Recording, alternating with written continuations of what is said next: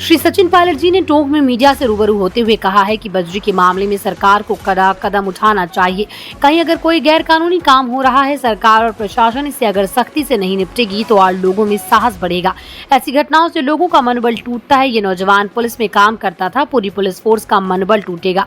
मैं तो सरकार से आग्रह करता हूँ कि सारी बातें छोड़कर अगर गैर कानूनी गतिविधियां कहीं हो रही हैं तो उस पर तुरंत कार्रवाई करनी चाहिए। हम लोग सदन के अंदर और बाहर मांग रखेंगे कि अवैध कोई भी कार्रवाई हो, कितना भी बड़ा प्रभावशाली व्यक्ति हो, उसके कहने पर अगर सरकार आंख मूंद लेगी और ये गैर कानूनी कार्रवाई होती रहेगी तो हम इसे बर्दाश्त नहीं करेंगे। कश्मीर के कठुआ में सेना पर हुए आतंकी हमले को लेकर श्री सचिन पायलट ने कहा है कि इस प्रकार की आतंकी घटनाएं लगातार बढ़ रही हैं।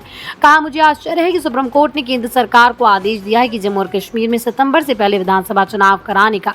सरकार सदन में दावा करती है सब कुछ ठीक हो गया, स्थिति नियंत्रण में है, लेकिन सीमा पार से हमारे नौजवानों को शहीद कर रहे हैं, उन पर घात लगाकर हमला हो रहा है, जाने जा रही हैं, तो कहीं न कहीं सरकार को जवाब देना पड़ेगा। हम सैनिकों की शहादत को नमन करते हैं, सरकार को भी इस पर कुछ करना पड़ेगा। सरकार दावा कर रही है कि हमने सब कुछ स्थिर कर दिया, ये बहुत गंभीर मुद्दा है। हम चाहेंगे सरकार इस पर अपना स्पष्टीकरण दे और सख्ती से कार्रवाई भी करे। परिजनों से मुलाकात की है, किस तरीके की शिकायत परिजनों की? अभी कुछ दिन पहले जो घटना हुई यहाँ पर बहुत दर्दनाक हादसा हुआ और हमारे नौजवान इस कांस्टेबल की मौत हुई।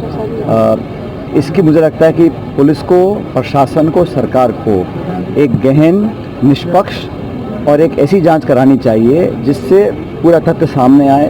मैंने परिजनों से मुलाकात करी है और हम चाहेंगे कि सरकार इनके पूरे परिवार को जो मापदंड हैं उसके अनुसार पूरी मदद, सहायता, सहयोग करें। 3 छोटे बच्चे हैं, उनकी पढ़ाई, उनके जो विधवा है उनके लिए धनराशि का संसाधन पर्याप्त मात्रा में पहुंच सकें और हर संभव सहयोग हम लोग भी करेंगे। लेकिन मुझे लगता है कि इस प्रकार का अगर हादसा हुआ है तो अलग प्रक्रम है, लेकिन अगर कहीं और कुछ अंदेशा जो परिवार को है उसका भी खुलासा होना चाहिए, लेकिन जांच के बाद होना चाहिए। तुरंत प्रभाव से अब तक एक व्यक्ति को डिटेन किया है, लेकिन कार्रवाई और जल्दी हो ताकि गलती की सजा तुरंत मिले। और कोई व्यक्ति भी हो, मैं मानता हूँ चाहे ये जिला हो या प्रदेश हो, देश हो, कहीं कोई व्यक्ति गलत काम अगर करता है तो उसको उसके अनुरूप सख्त से सख्त सजा मिलनी चाहिए और लोगों को न्याय मिले। हमारी पूरी संवेदना पूरे परिवार के साथ है और उम्मीद करता हूं कि इस प्रकार का प्रकरण कभी दोबारा ना हो इस जिले प्रदेश के। राजस्थान में ये पहला मामला नहीं है। जहाँ तक ये बजरी का मामला है, इस पर मुझे लगता है कि सरकार को कड़ा कदम उठाना चाहिए।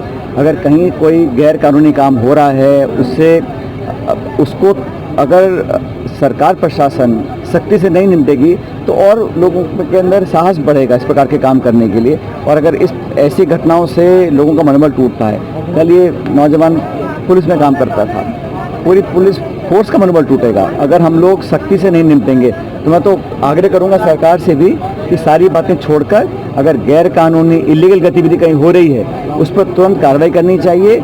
और हम लोग जो विपक्ष में हैं, हम लोग पूरी मांग रखेंगे सदन के अंदर, सदन के बाहर, कि इलीगल, गैर कानूनी कोई भी कार्रवाई हो, कोई कितना बड़ा प्रभावशाली व्यक्ति हो, लेकिन उसके कहने पर अगर सरकार आंख मूंद लेगी और गैर कानूनी कार्रवाई होती रहेगी उसको हम बर्दाश्त नहीं करेंगे। किस तरीके की मांगे रखी है, आपसे मुलाकात किया? इन्होंने जो कहा है कि तीनों छोटे बच्चे हैं, उनकी पढ़ाई के लिए सरकार खर्चा उनका उठाए।